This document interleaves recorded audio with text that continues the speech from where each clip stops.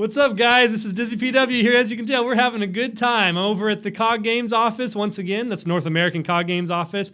And I finally managed to get Mr. Crow on screen. He's always in my videos, but you've never seen him before, so this is GM Crow. And of course, we've got GM Moshup with us as well, who's known as the guy that will not only ban hackers, but he'll find you. I will find you. There you have it. So let's talk about what's new with the game.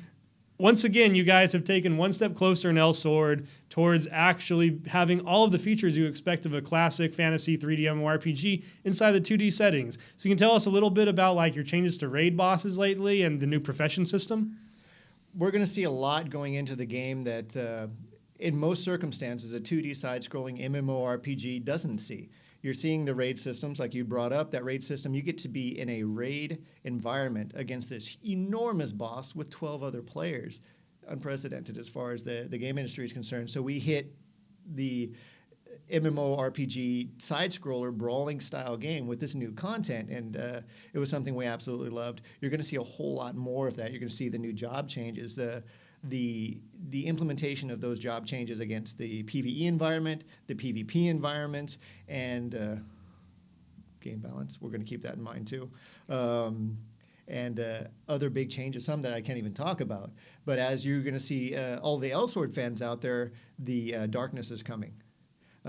That is not only going to apply to Little Spectre, which is going in this week, but the darkness is coming theme is going to apply to a number of other updates that are coming on over the next 3 months.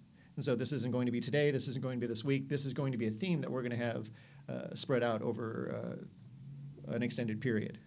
So I'll hold it there for a second. I'm about to come back on that. But since we got my ultimate rival PvP over here, I want to talk to you a little bit about, you guys had the second wave in recent memory of PvP balances. Now you have so many, not just characters in the game, but job classes. Right. What is the current focus right now, and what do you think you've accomplished with the last update? Well, the last update was PvP Season 3, and basically with that patch or update, we took we sat down, we looked at a lot of the other classes that may or may have not been up to par in the competitive nature.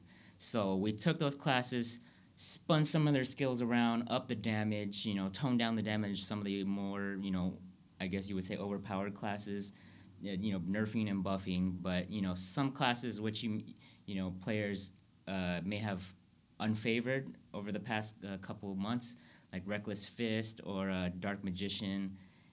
We gave some of them new skills, tuned some of their skills, adjusted them to do some different things, and basically, we upped the levels for those so that, there'll be more balance for players, not just favoring one another class, but giving them more options to, play as any variety of other classes. And outside of just the numbers game, are you guys doing anything to actually incentivize players to get back into the PvP and give it a new shot? Yeah, well, with PvP Season 3, we added a couple new features. We give new maps, new modes. We this past year we reinstated 2v2. For PvP Season 3, we did a PvP Season 3 tournament, which was open to quite a couple hundred players. So we're in the future we're gonna focus more on PvP to cater to our PvP community. Release more tournaments, at least maybe 2 or 3 times a year, and just run with that. You can catch up on that on their Twitch TV and their past broadcasts, by the way.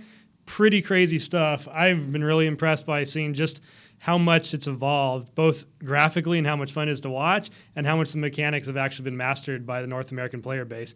Right before we jump in and get to the Little Spectre gameplay, though, I want to talk about another part of the MMORPG focus you guys have had, which makes sense since you try to sell yourselves as playing a manga so much, is you're starting to really focus on the storyline of individual characters and how that ties into a legitimate base. What have you guys been doing recently, and or is there anything you can tease about going forward with the story?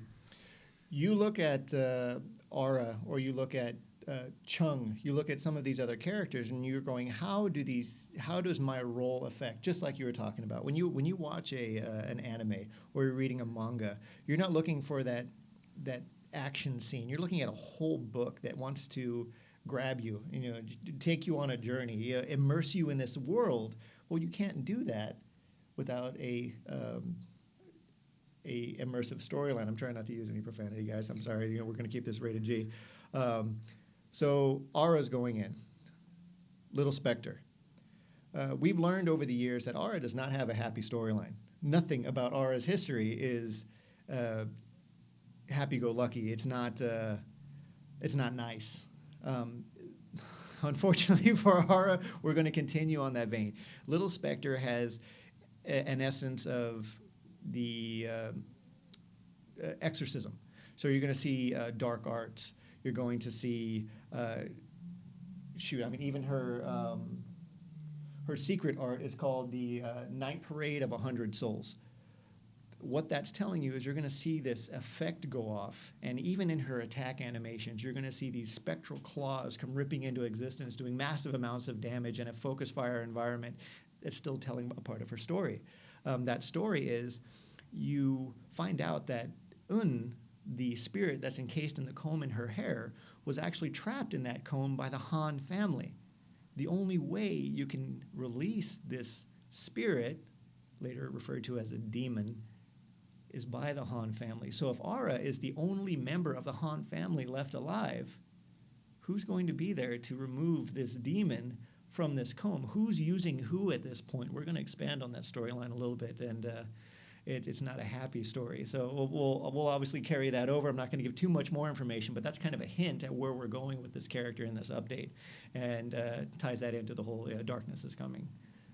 All right, well, that's enough talk. Let's get in and let's play some PvP. It's time for a rematch, man. Jim Crow made me look like a fool at the last one. I'm going to pay him back. All right, we're back. Mic on. We just finished a couple of warm-up matches to try and figure out the fairest of teams. GM Sonata is joining us in here, who followers of COG Games will know as one of the most legendary Grand Chase players ever to set foot in the States. But I've got GM Sonata on my side, I believe. It's hard to tell since they're on the other side of the office. And we're up in a pretty rough match here against GM Moshup and GM Crow. Now, Moshup, he was a little sore about getting his butt kicked in the last couple of matches. He's not a fan of the new Ara class, who's more of a finesse, hit and miss strike class. He likes to stand on the ground and kind of blow everyone away with his Elsword character. Really, you can't fight head-to-head with Elsword, and that makes him a very dangerous target for the new Little Spectre class to approach, especially since we don't have access yet to her second job skills. But I want to give you a quick rundown on what exactly Little Spectre brings to the table that might make you want to jump ship from the other two job paths that Ara Haan currently has. So for starters, you've got your first one, Lil Shin. She's more about the melee strikes, the physical raw power, maybe a little bit of tankiness. And then you've got the more dark fox path you can take, which is more of a spell casting version. She gets special combos that can launch energy orbs from a safe distance to really make you basically an artillery melee, if that makes sense. Not quite a Reyna Archer, but somewhere very close and with a lot more mobility to run if you do get pinned. But Little Spectre, she's the full-on agility opportunistic of the three classes that Ara Haan brings. And to really break that down, let's take a look at some of the skills she has. For starters, she has Assimilation, which is a unique passive only Little Spectre can get, allowing her to transform into the fox form no matter how many Fury Orbs you have. So if you have 3, you get 3 tails. If you have 6, you get 6 tails. And of course, the full transformation of full tails. This is unique, but in addition to making her transform, it also gives her bonus damage to some of her like Shadow Claw specific combo attacks. So if you really learn your combos and you want to be able to be a threat at any time, no matter how many orbs you have, this is a really useful class for that. Beyond that, she's got physical training like Lil Shin, so she can get the raw power if you really want to go that route. But something that she has that you might want to consider instead is Spectre Power Release, which not only decreases knockdown to give you a better chance of keeping your combos going in PvP, but it also gives you MP back for every energy you spend in combat. And a lot of her powerful... Oh, wow. Okay, GM Crow, told me he was going to be able to pull off her ultimate March of the 100 Specters combo inside of PvP. I didn't believe him. I thought it was crazy. I didn't even bring the abilities to be able to do that. And he just proved me it is very much possible to do. Moving on. So you get the MP back for spending energy if you get the Spectre power release. She has the Phantom Fox form and the Phantom Fox second form, Discordance, which is really good for just clearing a large wave of enemies. You've got a / and then you just jump back and forth. Nobody can catch you during this. It seems pretty hard to interrupt.